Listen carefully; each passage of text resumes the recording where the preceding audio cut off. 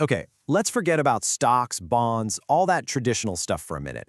Today, we are diving headfirst into the world of fine art, and it's an asset class that's making headlines, not just because it's beautiful, but because it's become a serious, and let's be honest, seriously confusing investment. And that really gets to the heart of it, doesn't it? Is art a genuinely smart way to grow your money, or is it just a playground for billionaires? A place where the rest of us are, well, probably going to get burned. To even begin to answer that, we've got to understand the pull of the art market. What is it about a painting or a sculpture that makes it so darn attractive to an investor in the first place? See, at its core, the value of a piece of art isn't really tied to things like interest rates or quarterly earnings reports. It operates in its own little ecosystem. And for some investors, that's exactly what makes it so appealing. So what's the actual investment case here? Why are people pouring so much money into this market? The whole argument for investing in art really boils down to four main pillars. Think of them as diversification, a shield against inflation, the chance for absolutely massive returns, and, something you just can't get from a stock, real emotional value. Let's break each one down. Okay, the key phrase here is low correlation. So imagine your investment portfolio is a boat. If everything you own is tied to the stock market, well, when a storm hits, the whole boat might sink. But art is like a separate life raft. When the stock market is getting hammered, the art market might just be sailing along in calm waters. It helps keep your whole portfolio afloat. And then you've got inflation. You know that feeling when the cash in your savings account buys you a little less each year? Well, a physical object, a real painting, can be a safe haven. It's a tangible store of wealth that isn't totally at the mercy of what happens to the dollar. And of course, there's the lottery ticket factor. It is high risk for sure. But if you happen to bet on the right emerging artist at just the right time, wow, the returns can be astronomical, way beyond anything you'd ever see in the stock market. And finally, there's a kind of return you just can't measure.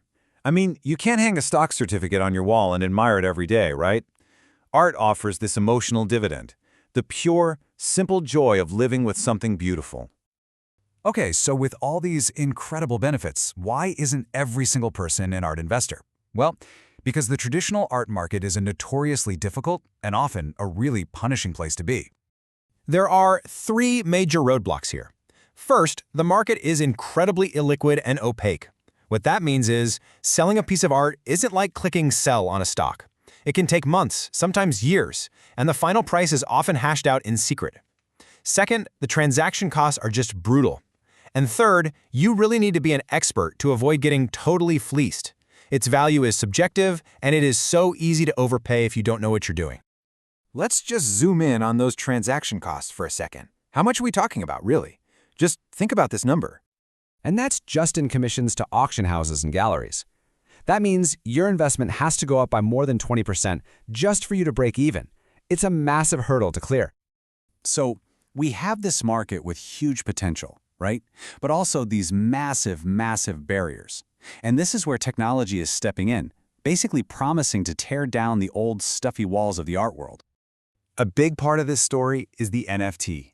Now, I know, just ignore the hype and the crazy prices for a minute. At its core, an NFT is really just a digital receipt. It's a tamper-proof certificate that lives on the blockchain, and it proves that you own a specific piece of art, whether that art is digital or physical. This brings a whole new level of transparency and security to a market that has always been, well, kind of murky. Technology is also making this thing called fractional ownership possible. Imagine a $10 million Picasso. Instead of just one super rich person buying it, a company can buy it and then issue, say, 100,000 digital shares, each worth $100. All of a sudden, you can own a piece of a masterpiece for the price of a nice dinner out. It's basically like buying a share of a company, except the asset is a world-famous work of art. And this really gets to the heart of what this whole tech revolution is promising. It's about taking a market that has always been exclusive, opaque, and really inefficient, and trying to make it more accessible, more transparent, and more liquid for everybody. The big goal here is to democratize art investing. So, where does all this leave us? Well, what we're witnessing right now is a collision between two very different worlds, the old analog art market and this new digital one. On one side, you've got the old guard, exclusive, ridiculously expensive, and built on who you know and what you know. And on the other side, you've got this new wave, promising access for all, data-driven decisions, and a much, much lower barrier to entry for the average person. Which leaves us with a really critical question. Is technology truly making the art market a fairer, more accessible place for everyone? Or is it just creating a new, more high-tech bubble with the same old risks just dressed up in new clothes?